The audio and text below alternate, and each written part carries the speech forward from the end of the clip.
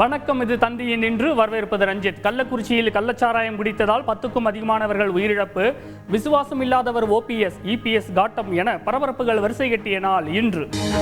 கள்ளக்குறிச்சி அருகே கள்ளச்சாராயம் குடித்த 10க்கும் மேற்பட்டவர்கள் உயிரிழப்பு. கடைசி நேரத்தில் கண் பார்வை இழந்து உயிருக்கு போராடி துடிதுடித்ததாக உறவினர்கள் வேதனை. 40க்கும் மேற்பட்டோர் மருத்துவமனைகளில் அனுமதிக்கப்பட்டிருப்பதால் உயிரிழப்பு அதிகரிக்கலாம் என அச்சம். அமைச்சர்கள் ஏவாவேலு, மா சுப்பிரமணியன் உள்ளிட்டோர் கள்ளக்குறிச்சி விரைந்தனர். கள்ளக்குறிச்சி மாவட்ட ஆட்சியர் ஸ்ரவன்குமார் ஜடாவத் பணியிட மாற்றம். புதிய ஆட்சியராக MS பிரசாத் நியமனம். மாவட்ட SPயாக ரஜத் சதுர்வேதி நியமனம் செய்யப்பட்டுள்ளார். தமிழ்நாட்டில் கள்ளச்சாராயத்தை இரும்பு கரம் கொண்டு ஒழிக்க வேண்டும் என எதிர்க்கட்சித் தலைவர் எடப்பாடி பழனிசாமி இன்று வலியுறுத்தல். உயிரிழந்தோர் குடும்பத்திற்கு தலா 10 லட்சம் ரூபாய் நிவாரணம் வழங்க வேண்டும் என பாமக நிறுவனர் ராமதாஸ் அறிக்கை. மாநிலத்தில் கள்ளச்சாராய புழக்கம் அதிகரித்து விட்டதாக தமிழக பாஜக தலைவர் அண்ணாமலை குற்றச்சாட்டு. அதிமுகவுக்கு எப்போதுமே விசுவாசம் இல்லாதவர் OPS என பொதுச் செயலாளர் எடப்பாடி பழனிசாமி இன்று கடும் தாக்கு. கட்சிக்கு துரோகம் செய்பவர்களுக்கு அவரது நிலைமைதான் ஏற்படும் என்றும் ஆவேசம். அரசியலில் ஓய்வு அறிவித்த சசிகலா இப்போது ஏன் வருகிறார் எனவும் கேள்வி. விக்கிரவாண்டி இடைத்தேர்தலில் திமுக மற்றும் பாமக வேட்பாளர்கள் இன்று வேட்புமனு தாக்கல். தபால் வாக்கு செலுத்துவதற்கான ஏற்பாடுகள் செய்யப்பட்டிருப்பதாக தேர்தல் ஆணையம் தகவல். நீட் தேர்வு முறைகேட்டை கண்டித்து காங்கிரஸ் சார்பில் வரும் 21ஆம் தேதி நாடு தழுவிய போராட்டம். தமிழகத்தில் வரும் 24ஆம் தேதி ஆர்ப்பாட்டம் நடத்தப்படும் என திமுக அறிவிப்பு. மாஞ்சோலை தேயிலை தோட்ட தொழிலாளர்களுக்கு மறுவாழ்வு வசதிகள் செய்து தரும் வரை அவர்களை வெளியேற்றக்கூடாது. மத்திய மாநில அரசுகள் தரப்பில் நாளை மறுநாள் உரிய விளக்கமளிக்க உயர்நீதிமன்ற மதுரை கிளை இன்று உத்தரவு.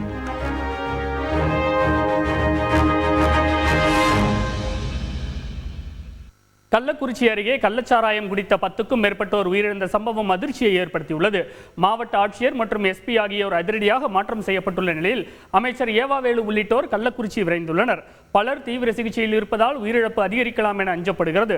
குற்றத்தில் ஈடுபட்டவர்கள் கைது செய்யப்பட்டுள்ளதாக கூறியுள்ள முதலமைச்சர் ஸ்டாலின் தடுக்க தவறிய அதிகாரிகள் மீதும் நடவடிக்கை எடுக்கப்பட்டுள்ளதாக தெரிவித்துள்ளார். செய்தியாளர்கள் அரவிந்தன், கோபிநாத் வழங்கிய தகவல்கள் இவை. கள்ளக்குறிச்சி அருகே உள்ள கருணாபுரம் பகுதியில் கள்ளச்சாராயம் விற்பனை செய்யப்படுவதாக தொடர்ந்து புகார்கள் எழுந்து வந்தன.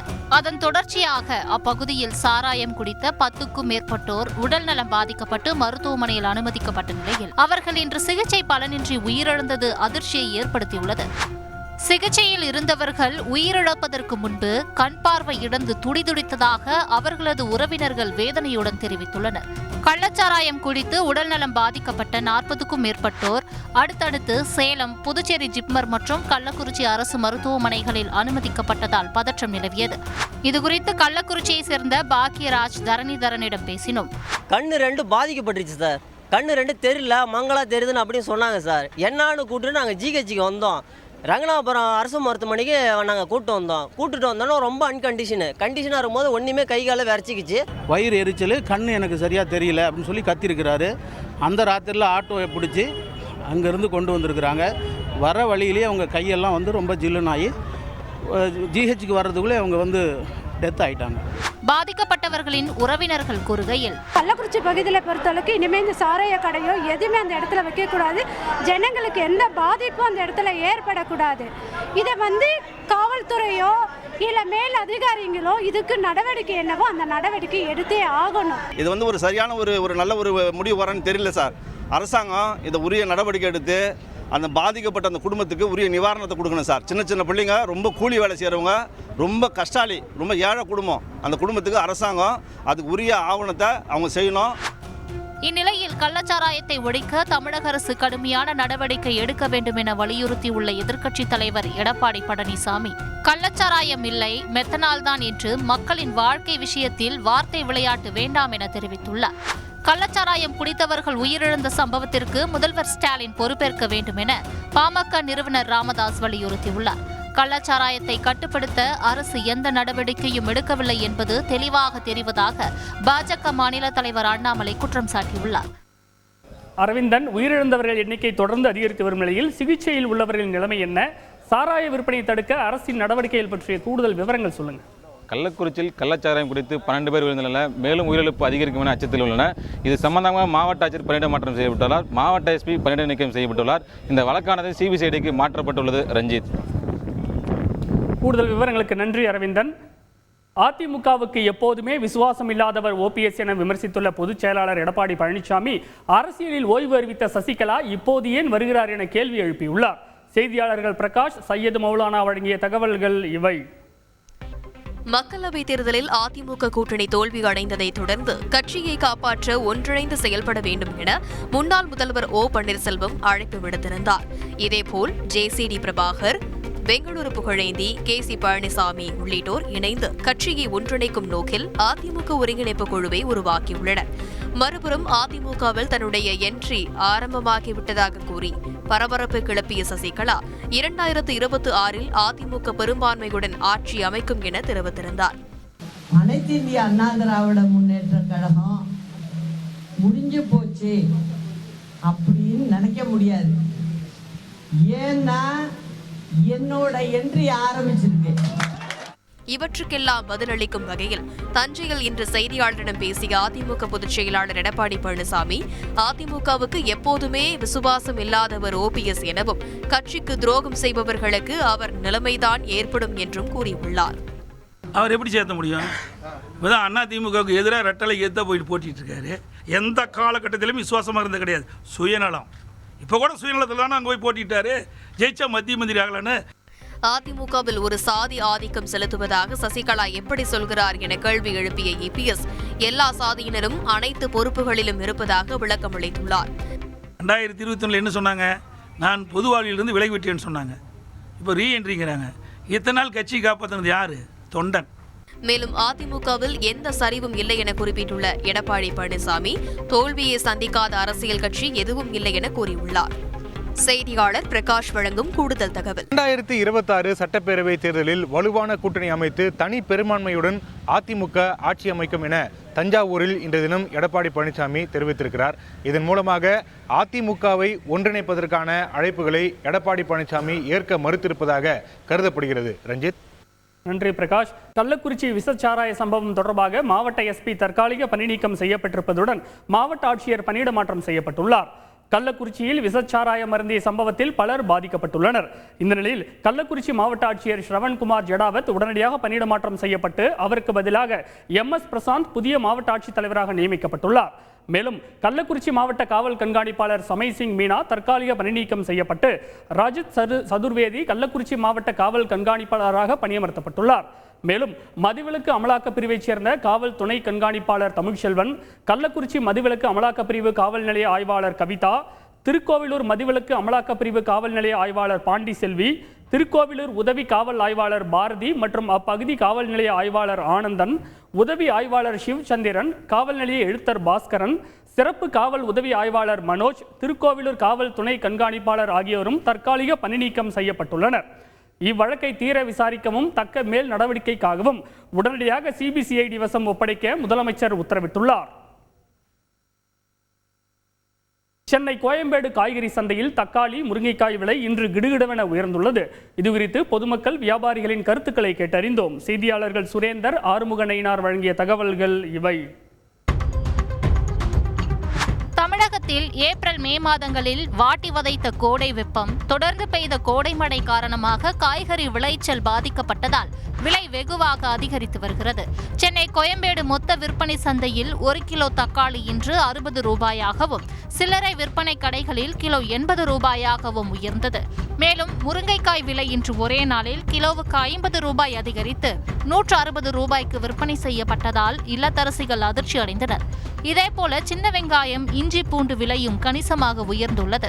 விலை உயர்வு குறித்து சென்னையை சேர்ந்த இல்லத்தரசிகள் நித்யா, கவிதா கூறுகையில், மக்கள் அதிகமாக வாங்குறது வெங்காயம் தக்காளி தான். அதோட ரேட்டே நேற்று 50 ரூபாய், இன்னைக்கு 60 ரூபாய், 100 ரூபான்னு இருக்கும்போது ஒரு 50 ரூபாய் தினக்கூலி சம்பாதிக்கிறவங்க அதை வாங்குறது ரொம்ப சிரமமா இருக்கு. இந்த மாதிரி விலை அதிகமா இருந்தா நாங்க எப்படி வாங்குறது?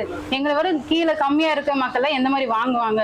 விலை கொஞ்சம் பார்த்து நீங்க கம்மி பண்ணி கொடுக்கலாமா? அரசு பார்த்து இதுக்கு ஏதாவது நடவடிக்கை எடுக்கலாமல்ல? இதனிடையே முருங்கைக்காய் கிலோ 120 முதல் 140 ரூபாய் வரை கொள்முதல் செய்யப்படுவதால் நெல்லை, தூத்துக்குடி மாவட்டங்களில் முருங்கை சாகுபடியில் ஈடுபட்டுள்ள விவசாயிகள் மகிழ்ச்சி அடைந்துள்ளனர்.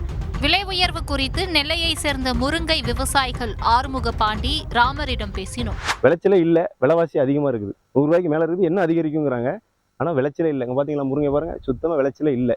100 விவசாயி இருக்காங்களா, 10 விவசாயி சந்தோஷமா இருக்காங்க, 90 விவசாயி கஷ்டப்படுறாங்க. காரணம் என்ன? இந்த மேகத்தொடர்ச்சி மழை வந்து இப்போ எங்களுக்கு ரொம்ப கஷ்டமாயிட்டு, விலை உயர்வு காரணமே அதுதான். கடந்த வாரம் 1 கிலோ பீன்ஸ் 250 ரூபாய்க்கு விற்பனை செய்யப்பட்ட நிலையில் தற்போது வரத்து அதிகரித்துள்ளதால் கோயம்பேடு சந்தையில் பீன்ஸ் விலை 160 ரூபாயாக குறைந்துள்ளது. செய்தியாளர் சுரேந்தர் வழங்கும் கூடுதல் தகவல். விலை தொடரும் பட்சத்தில் இன்னும் கடந்த 15 தினங்களுக்கு விலை ஏறக்கூடும் என வியாபாரிகள் தரப்பில் தெரிவிக்கப்பட்டிருக்கிறது. ரஞ்சித். நன்றி சுரேந்தர். விக்கிரவாண்டி இடைத்தேர்தலில் போட்டியிடும் திமுக மற்றும் பாமக வேட்பாளர்கள் இன்று வேட்புமனு தாக்கல் செய்தனர். செய்தியாளர் கோபிநாத் வழங்கிய தகவல்கள் இவை. திமுக சட்டமன்ற உறுப்பினராக இருந்த புகழேந்தி காலமானதால் விக்கிரவாண்டி தொகுதிக்கு வரும் ஜூலை 10ஆம் தேதி இடைத்தேர்தல் நடைபெறவுள்ளது. இதனை முன்னிட்டு அமைச்சர் பொன்முடி மற்றும் எம்பி ஜெகத் ரட்சகன் முன்னிலையில் திமுக வேட்பாளர் அன்னியூர் சிவா வேட்புமனு தாக்கல் செய்தார். இந்திய நாட்டின் முதல் ஆட்சியையும் ஒருமைப்பாட்டையும் நிலைநிறுத்துவேன் என்றும் உளமாற உறுதி கூறுகிறேன். இதேபோல் பாஜக கூட்டணியில் பாமக வேட்பாளர் சி அன்புமணி அக்கட்சியினர் தலைவர் அன்புமணி ராமதாஸ் முன்னிலையில் வேட்புமனுவை தாக்கல் செய்திருந்தார். இந்திய நாட்டின் முதல் ஆட்சியையும் ஒருமைப்பாட்டையும் நிலைநிறுத்துவேன் என்றும் ஆண்டவன் மீது சூழலித்து உறுதி கூறுகிறேன். தொடர்ந்து செய்தியாளரிடம் பேசிய பாமக தலைவர் அன்புமணி ராமதாஸ், விக்கிரவாண்டி பாமக பலமாக இருக்கும் பகுதி என்பதால் ஈரோடு கிழக்கு தொகுதியில் நடந்தது போல் இங்கு நடக்காது என தெரிவித்தார். ஈரோடு இடைத்தேர்தலை போன்ற செய்யலாம் என்று எல்லாம் கனவில் இருக்கின்றார்கள். அது விக்கிரவாண்டி தொகுதியில் நடைபெறாது. காரணம், இது எங்களுடைய பகுதி, எங்களுடைய தொகுதி, நாங்கள் பலமாக இருக்கின்ற தொகுதி. மறுபுறம் விக்கிரவாண்டி தொகுதியில் வேட்புமனு தாக்கல் செய்ய முயற்சித்து வருவதாக கள்ளக்குறிச்சி தனியார் பள்ளியில் உயிரிழந்த மாணவி ஸ்ரீமதியின் தாயார் செல்வி குறிப்பிட்டுள்ளார். வேட்புமனுல சில ஃபார்மாலிட்டிலாம் இருக்கு, அதை முடிக்கிறதுக்கு எங்களுக்கு டைம் இருக்குமா என்னன்னு தெரியல. இந்த ஃபார்மாலிட்டிலாம் முடிச்சுட்டா நாங்கள் வேட்புமனு கொடுப்போம். இதனிடையே விக்கிரவாண்டி இடைத்தேர்தல் பணிகளில் ஈடுபட உள்ள அரசு ஊழியர்கள், ஆசிரியர்கள், காவல்துறையினர், மூத்த குடிமக்கள் மற்றும் மாற்றுத்திறனாளிகள் தபால் வாக்கு செலுத்த வசதி செய்யப்படும் என்று அறிவிக்கப்பட்டுள்ளது. 2021 சட்டமன்ற தேர்தலில் விக்கிரவாண்டி தொகுதியில் திமுக சார்பில் போட்டியிட்ட புகழேந்தி அதிமுக வேட்பாளர் முத்தமிழ் செல்வனை விட 9573 வாக்குகள் அதிகம் பெற்று வெற்றி அடைந்தது குறிப்பிடத்தக்கது. செய்தியாளர் கோபிநாத் வழங்கும் கூடுதல் தகவல். 21ஆம் தேதி வேட்புமனு முடிவடைய போதுங்க. இன்று வரை 17 பேர் 20 மனுக்களை தாக்கல் செஞ்சிருக்காங்க. மேலும் 2 நாட்களில் வேட்புமனுவோட எண்ணிக்கை கூடும் என்பது நம்ம கிடைச்ச தகவலை பார்த்துட்டு இருக்கோம். ரஞ்சித். 10 ஆண்டுகளுக்கு முன்பு மாயமான மலேசியன் ஏர்லைன்ஸ் விமானத்தின் சிக்னல் பதிவு கண்டுபிடிக்கப்பட்டிருப்பதை அடுத்து தேடும் பணிகளை மீண்டும் தொடங்க வேண்டும் என்று சமீபத்திய ஆய்வு முடிவு பரிந்துரைத்துள்ளது. இது சாத்தியமா என்பது பற்றி துறைசார் நிபுணருடன் நான் நடத்திய கலந்துரையாடல் இது. கடந்த 2014ஆம் ஆண்டு மார்ச் 8ஆம் தேதி நள்ளிரவு 12:41 மணிக்கு மலேசிய தலைநகர் கோலாலம்பூரில் இருந்து சீன தலைநகர் பெய்ஜிங்கிற்கு 239 பேருடன் சென்ற போயிங் 777 விமானம் அதிகாலை 2:40 மணி அளவில் தாய்லாந்து கடற்பகுதிக்கு மேலே சுமார் 36,000 அடி உயரத்தில் பறந்து கொண்டிருந்த போது திடீரென கட்டுப்பாட்டு அறையுடனான தொடர்பை இழந்தது. சுமார் 10 ஆண்டுகளாக இந்தியா உள்ளிட்ட பல்வேறு நாடுகளைச் சேர்ந்த மீட்பு குழுவினர் பல ஆயிரம் சதுர கிலோமீட்டர் கடற்பரப்பை அலசி ஆராய்ந்தும் மலேசிய விமானம் குறித்து சிறு துரும்பை கூட கண்டுபிடிக்க முடியாதது விமான போக்குவரத்து துறைக்கு இன்றளவும் மிகப்பெரிய சவாலாக உள்ளது. இந்நிலையில் மலேசிய விமானம் தொடர்பை இழந்த சமயத்தில் ஆஸ்திரேலியாவில் உள்ள கேப் லீவின் தீவில் கடலடி சிக்னல்களை பதிவு செய்யும் ஹைட்ரோகோஸ்டிக் மையத்தில் பதிவான சிக்னலை பிரிட்டனில் உள்ள கார்டிஃப் பல்கலைக்கழக ஆராய்ச்சியாளர்கள் கண்டறிந்துள்ளனர். கடலுக்கடியில் ரகசியமாக நடத்தப்படும் அணு ஆயுத சோதனைகளை கண்காணிப்பதற்காக நிறுவப்பட்ட இந்த மையத்தில் 2014 மார்ச் 8ஆம் தேதி விமானம் தொடர்பை இழந்த 10 நிமிடத்திற்குள் 6 வினாடிகள் கொண்டதாக இந்த சிக்னல் பதிவாகியுள்ளது. இந்த சிக்னலானது MH370 விமானம் கடலில் விழுந்து நொறுங்கும் போது ஏற்பட்ட அதிர்வுகள் தான் என கார்டிஃப் விஞ்ஞானிகள் கருதுகின்றனர். மேலும் ஏற்கனவே இதேபோன்று பிரான்ஸ், ஏமன், இந்தோனேஷியா மற்றும் அர்ஜென்டினாவின் சான் ஜூவன் நீர்மூழ்கி கப்பல் விபத்துகளின் போது கடலில் பதிவு செய்யப்பட்ட சுமார் 100 மணி நேர சிக்னல் பதிவுகளை பகுப்பாய்வு செய்த விஞ்ஞானிகள் கேப் லீவின் நிலையத்தில் பதிவான இந்த சிக்னல் மலேசிய விமானத்துடன் தொடர்புடையதாகத்தான் இருக்க வேண்டும் என அடித்து கூறுகின்றனர். மேலும் சிக்னல் கிடைத்துள்ள ஆஸ்திரேலியாவின் கேப் லீவின் தீவிற்கு சுமார் 2000 கிலோமீட்டர் மேற்கே இந்திய பெருங்கடல் பகுதியில் தேடும் பணியை தொடங்குமாறும் அவர்கள் பரிந்துரை செய்துள்ளனர். சென்னையைச் சேர்ந்த வான்வெளி பொறியியல் துறை உதவி பேராசிரியர் கண்ணனிடம் பேசினோம். ஹைட்ரோ அக்வஸ்டிக் டெக்னாலஜி மூலமா மலேசிய விமானம் விழுந்த இடத்தை கண்டுபிடிக்கலாம்னு இந்த ஆய்வறிக்கை சொல்லுது. இது சாத்தியமா? ஒரு ஏர்கிராஃப்ட் ஒரு இடத்துல விழுந்தது அப்படின்னு அது ஒரு இம்பாக்ட் கிரியேட் பண்ணும். ஃபார் எக்ஸாம்பிள் ஒரு பால் எடுத்து செவுத்துல அடிச்சிங்கன்னா ஒரு இம்பாக்ட் கிரியேட் பண்ணுது, அது ஒரு சவுண்டு கிரியேட் பண்ணுது. ஸோ அந்த மாதிரி தண்ணியில் படும் போதும் அது ஒரு வேவ்ஸ் கிரியேட் பண்ணும். அந்த ப்ரெஷர் வேவ் அது அவ்வளோ பெரிய ஏர்கிராஃப்ட், அவ்வளோ வெயிட், அது வர ஸ்பீடு, அது இம்பாக்ட் பண்ணும்போது அது ஒரு விதமான அலைகளை ஏற்படுத்தும். இந்த ப்ரெஷர் வேவ்ஸ் டிராவல் ஆகிறது இந்த மைக்ரோஃபோன்ஸ் பிக்கப் பண்ணுறதுக்கு வாய்ப்பு இருக்கு. ஸோ ஒரு சில ரிசர்ச்சர்ஸ்லாம் என்ன சொல்றாங்கன்னா ஒரு 3000 மீட்டர் வரைக்கும் ஈஸியாகவே இது பிக்கப் ஆகும். ஸோ அந்த டெக்னாலஜி வச்சுக்கிட்டு நம்ம இந்த இடத்துல தான் அது இம்பாக்ட் ஆச்சு அப்படிங்கிறத நம்ம கால்குலேட் பண்ண முடியும். பின் பாயிண்ட் பண்ணி நம்ம இந்த இடத்துல நம்ம தேடணும் அப்படின்னா இந்த மாதிரி ஏர்கிராஃப்ட்ஸ் கிடைக்கிறதுக்கு வாய்ப்பு இருக்கு அப்படிங்கிறது சொல்றாங்க. ஸோ இது சாத்தியக்கூறுகள் இருக்கிறதுக்கு வாய்ப்பு இருக்கு. ஆனா இதுல ஒரு கான்சிக்வன்ஸும் இருக்கு. பேசிக்கலி இது ஒரு ஃபால்ஸ் சிக்னலை டிடெக்ட் பண்ணிச்சு அப்படின்னா நம்ம எக்ஸாக்டா இந்த இடத்துல தான் நடந்ததுங்கிறத சொல்ல முடியாது. ஏற்கனவே பெரும் பொருட்செலவு செய்யப்பட்டிருக்கக்கூடிய நிலையில மறுபடியும் தேடுதல் பணிகளை தொடங்கினா நிச்சயம் பலன் தரும்னு சொல்லிட முடியுமா? சிவில் ஏவியேஷன் பீப்புள் யார் யார் இந்த ஏரியால படிக்கிறாங்க, ரிசர்ச் பண்றாங்களோ அவங்களுக்கும் இது ஒரு கேஸ் ஸ்டடியா அமையறதுக்கும் வாய்ப்பு இருக்கு.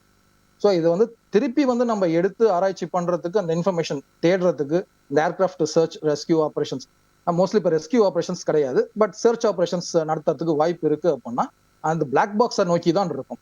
ஸோ அந்த பிளாக் பாக்ஸ்ல இந்த ஏர்கிராஃப்ட்ல என்னென்ன நடந்திருக்கு, என்ன led to the accident, so அந்த பாயிண்ட் நம்ம பின் பாயிண்ட் பண்றதுக்கான இன்ஃபர்மேஷனை நோக்கி தேடணும் அப்படின்னா அந்த பிளாக் பாக்ஸை தேடணும். இந்த பிளாக் பாக்ஸை தேடணும் அப்படின்னா இந்த மாதிரி டெக்னாலஜிஸ் யூஸ் பண்ணி தான் தேடணும். வருங்காலத்தில் எந்த ஆக்சிடென்ட்ஸும் அவாய்ட் பண்றதுக்கான வழிமுறைகள் நமக்கு கிடைக்கும். 2014 முதல் 2017 வரையிலான 3 ஆண்டுகளில் மலேசியா, சீனா, ஆஸ்திரேலியா ஆகிய நாடுகள் இணைந்து நடத்திய தேடுதல் பணிகளுக்காக சுமார் 1050 கோடி ரூபாய் செலவு செய்யப்பட்டது குறிப்பிடத்தக்கது. மாஞ்சோலை தேயிலை தோட்ட தொழிலாளர்களுக்கு மறுவாழ்வு வசதிகளை செய்து தரும் வரை எஸ்டேட்டில் இருந்து அவர்களை வெளியேற்றக்கூடாது என உயர்நீதிமன்ற மதுரை கிளை இன்று உத்தரவிட்டுள்ளது. இதுகுறித்து தோட்ட தொழிலாளர்களிடம் பேசினோம். செய்தியாளர்கள் மாரிசாமி, டெல்ஜின், கண்ணன் வழங்கிய தகவல்கள் இவை. அடர்ந்த காடு, பசுமை போர்த்திய சமவெளி என மேற்கு தொடர்ச்சி மலையில் இயற்கை செழுமை நிறைந்த பகுதி மாஞ்சோலை. நெல்லை மாவட்டம் மணிமுத்தாறு அருகே சுமார் 4500 அடி உயரத்தில் அமைந்திருக்கும் மாஞ்சோலை வனப்பகுதி ஆங்கிலேயர் ஆட்சி காலத்தில் சிங்கம்பட்டி ஜமீன்தாரரின் கட்டுப்பாட்டில் இருந்தது. கடந்த 1929ஆம் ஆண்டு Bombay Burma trading corporation limited என்ற தனியார் நிறுவனம் சிங்கம்பட்டி ஜமீன்தாரரிடமிருந்து சுமார் 8300 ஏக்கர் மாஞ்சோலை வனப்பகுதியை 99 ஆண்டுகள் குத்தகைக்கு வாங்கி தேயிலை, மிளகு, ஏலக்காய் தோட்டங்களை உருவாக்கியது.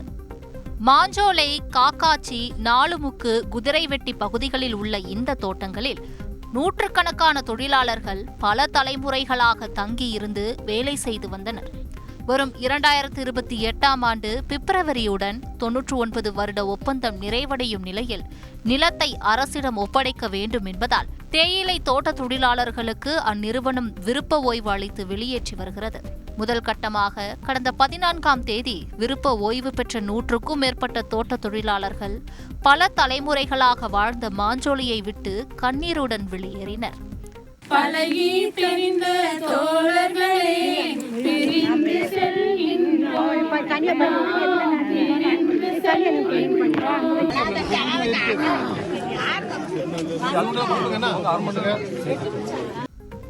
இதனிடையே தோட்ட தொழிலாளர்களுக்கு முறையான இழப்பீடு, மறுவாழ்வு உதவிகள் வழங்க கோரி மாஞ்சோலையை சேர்ந்த அமுதா என்பவர் உயர்நீதிமன்ற மதுரை கிளையில் வழக்கு தொடர்ந்தார்.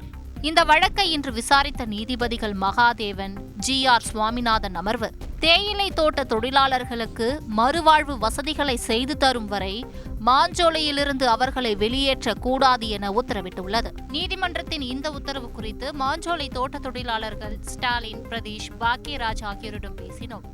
மறுபடியும் நாங்கள் என்ன சொல்லணும்னா இந்த கேண்டி கவர்மெண்ட் எடுத்து நடத்தினா சரி, எந்த டீனாலும் எங்களுக்கு அதே தேயிலை தோட்டத்தில் நடத்தினா நல்லா இருக்கும். இப்போ எங்களுக்கு குடியுரிமை இருக்குது, டீ எஸ்டேட் இருக்குது, டீ ஃபேக்ட்ரி இருக்குது. அப்படி நிர்வாகம் மட்டும்தான் மாறப்போகுது. அப்படி இருந்துச்சுன்னா எங்கள் வாழ்வாரத்துக்கு நல்லாயிருக்கும். சட்டசபை 20ஆம் தேதி கூடும்போது அதுலேயும் எங்களுக்கு ஒரு நல்ல செய்தி வரும்னு எதிர்பார்த்துட்டு இருக்கோம். நீங்கள் எஸ்டேட் மக்களுக்கு ஏதாச்சும் ஒரு விதத்தில் ஒரு நல்ல ஒரு வேலை வாய்ப்பு இல்லாச்சும் ஒரு வீடு எல்லாம் ஏதாச்சும் கொடுத்தா மக்களுக்கு நல்லது தான். டேங்க் டீயை எடுத்து கவர்மெண்ட் இந்த இடத்த எடுத்து டேங்க் டீயை வச்சு அதை நடத்தினால் அதோட எங்களுக்கு நல்லா இருக்குங்கிறது நாங்கள் நினச்சிட்டு இருக்கோம்.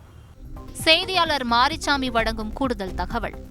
தமிழக அரசு தேயிலை தோட்டத்தை தாமே எடுத்து நடத்தலாமா, அதாவது தமிழக அரசே எடுத்து நடத்தலாமா அல்லது மாஞ்சோலை தோட்ட தொழிலாளர்களுக்கு மறுவாழ்வு வசதிகள் செய்து தருமா என்பது குறித்து அன்றைய தினம் பதில் மனு தாக்கல் செய்யும் என எதிர்பார்க்கப்படுகிறது. ரஞ்சித், நீட் முறைகேடு விவகாரத்தில் மத்திய அரசை கண்டித்து காங்கிரஸ், திமுக உள்ளிட்ட கட்சிகள் போராட்டம் அறிவித்துள்ளன.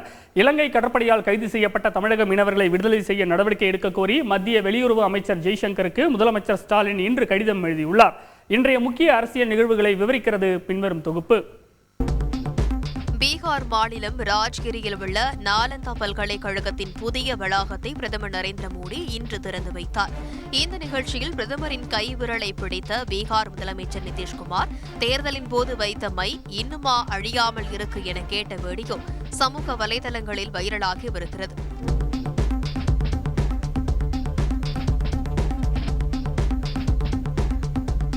காங்கிரஸ் எம்பி ராகுல் காந்தி தனது 54வது பிறந்த நாளை டெல்லியில் உள்ள கட்சி அலுவலகத்தில் இன்று கேக் வெட்டி கொண்டாடினார்.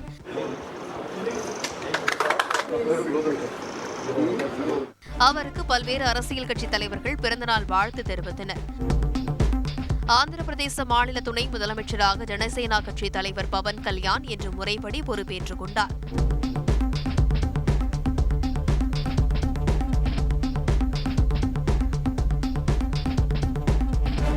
இலங்கை கடற்படையில் கைது செய்யப்பட்ட புதுக்கோட்டை மீனவர்கள் 4 பேரை உடனடியாக விடுதலை செய்ய நடவடிக்கை எடுக்க கோரி மத்திய வெளியுறவுத்துறை அமைச்சர் ஜெய்சங்கருக்கு முதலமைச்சர் மு.க.ஸ்டாலின் இன்று கடிதம் எழுதியுள்ளார். நீட் தேர்வு முறைகேட்டை கண்டித்து நாளை மறுநாள் நாடு முழுவதும் போராட்டம் நடத்தப்படும் என காங்கிரஸ் இன்று அறிவித்துள்ளது. இதேபோல் தமிழகம் முழுவதும் வரும் 24ஆம் தேதி திமுக சார்பில் கண்டன ஆர்ப்பாட்டம் நடைபெறவுள்ளது. 18வது மக்களவையில் முதல் கூட்டம் வரும் 24ஆம் தேதி தொடங்க உள்ள நிலையில் மக்களவை துணை சபாநாயகர் பதவியை கைப்பற்ற இந்தியா கூட்டணி தீவிர முயற்சிகளை மேற்கொண்டு வருகிறது. செய்தியாளர் ரமேஷ்குமார் வழங்கும் கூடுதல் தகவல். துணை சபாநாயகர் நியமிக்கப்படாத முதல் மற்றும் ஒரே மக்களவையாக கடந்த 17வது மக்களவை இருந்தது என்பது குறிப்பிடத்தக்கது. இந்த நிலையில்தான் இந்த முறையாவது 18வது மக்களவையில் துணை சபாநாயகர் நியமிக்கப்படுவாரா என்ற எதிர்பார்ப்பும் கேள்வியும் எழுந்துள்ளது. அப்படி நியமிக்கப்படும் பட்சத்தில் அது மரபின்படி எதிர்க்கட்சிகளுக்கு வழங்கப்படுமா அல்லது கூட்டணி கட்சிகளை சமாதானம் செய்ய பாஜகவினுடைய கூட்டணி கட்சிகளுக்கு வழங்கப்படுமா என்ற கேள்வி எழுந்துள்ளது. இந்த கேள்விகளுக்கு வரும் ஜூன் 25ஆம் தேதி விடை கிடைக்கும் என எதிர்பார்க்கப்படுகிறது. ரஞ்சித், இன்றைய நாளின் முக்கிய நிகழ்வுகளை இதுவரை பார்த்தோம். பார்த்த உங்களுக்கு நன்றி. இது தந்தியின் இன்று. நான் ரஞ்சித். இனிய இரவு வணக்கம்.